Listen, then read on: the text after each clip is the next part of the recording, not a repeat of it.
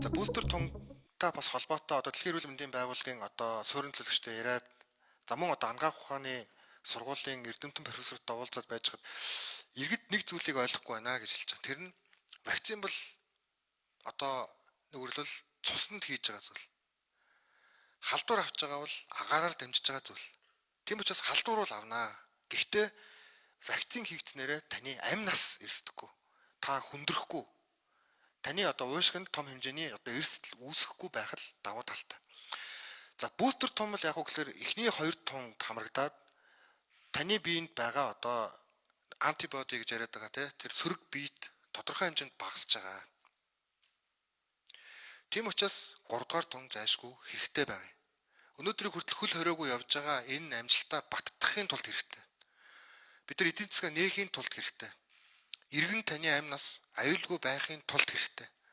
Тийм учраас энэ бустер тунтай холбоотой асуудал бол туйлын чухал юм аа. Өнөөдөр дэлхийд дээр бустер тунг хүн амынхаа 50% хийх нөөцтэй улс цөөхөн байгаа. Ихэнх нь вакцин одоо үйлдвэрлэлтэнд оролцсон улс орнууд юм байгаа. Нэгдүгээр, хоёрдугаар тэгвэл яг мэдээж одоо их хэмжээний санхүүжилттай одоо томоохон дэлхийн тэргүүлэх гүрнүүд л ийм боломжтой байгаа. Та бүхэн маань бүгдээрээ мэдээлэл авч байгаа.